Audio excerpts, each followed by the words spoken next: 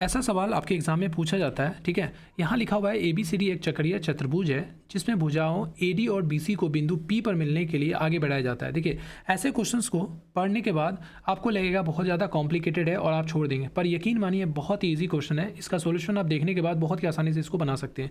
यहाँ पे देखिए क्या बोल रहा है, स्टेप बाय स्टेप इसको पढ़ते हैं, फिर हम लोग क्वेश्चन को सॉल्व करेंगे। ABCD एक चक्रीय चतुर्भुज है। चक्रीय चतुर्भुज का मतलब होता है जैसे एक सर्कल है, सर्कल के अंदर जो चतुर्भुज होता है ना, उसी को हम लोग बोलते हैं चक्रीय चतुर्भुज, ठीक है। अब देखिए, इसको अगर आप जैसे इस तरह से सर्कल लें, सर्कल लेने के बाद आप जब इसको पढ़ने के बाद जो चित्र बनाएंगे तो आपको इस तरह से बनेगा, ठीक है। यहाँ पे आप स्टेप बाय स्टेप पढ़ने के बाद सॉल्व कीजिए।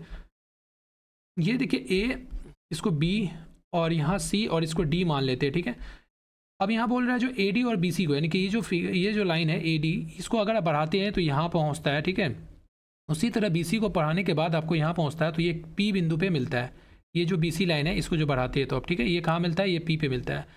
फिर आगे आपको बोल रहा है DC और AB को बढ़ाने के लिए, तो DC ये वाला और इसको आप जो बढ़ाने के बाद ये यहाँ पे Q में मिलता है, ठीक है। मिलने के बाद आपको एंगल ये दिया हुआ है, ये दिया हुआ है आपको 60 डिग्री और ये दिया हुआ है आपको 72 डिग्री, और आपसे पूछ रहा है P माइनस Q का मान क्या होगा, यानी कि एंगल P और एंगल Q का मान क्या होगा, ये आपको बताना है।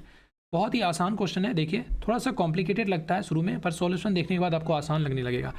चक्रीय चतुर्भुज का एक नियम क्या होता है कि अगर जो आमने सामने का अपोजिट जो एंगल होता है उसका जोड़ कितना होता है, 180 डिग्री होता है। जैसे ये 60 डिग्री है तो ये कितना हो जाएगा आपको, 120 डिग्री हो जाएगा।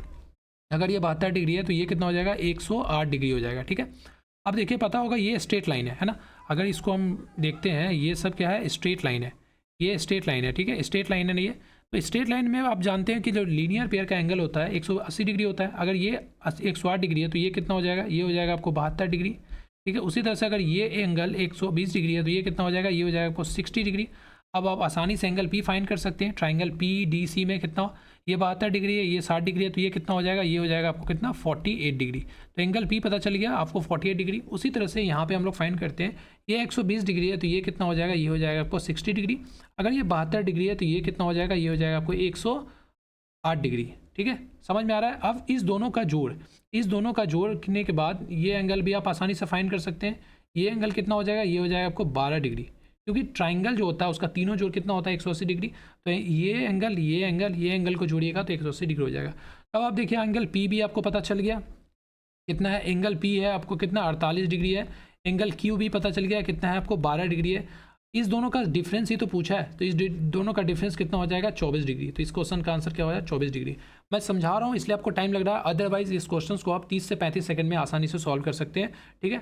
अगर आप 1-2 बार प्रैक्टिस करते हैं तो आपको ये चित्र भी नहीं बनाना होगा, आप डायरेक्ट यहाँ से देख के ये क्वेश्चन को फाइंड कर सकते हैं। देखिए कैसे, अगर एंगल A 60 डिग्री है तो इसका अपोजिट कितना जाएगा, इसका अपोजिट जाएगा 120 डिग्री, और यहाँ पे आप 120 में से तो ये हो जाएगा 60 डिग्री लेना है, और यहाँ 72 डिग्री है तो इसको 108 लेना है, फिर यहाँ से लेना 72 डिग्री। अब ये 72 डिग्री हो जाएगा, ये 60 डिग्री हो जाएगा, तो एक एंगल आपको पता चल गया 48 डिग्री।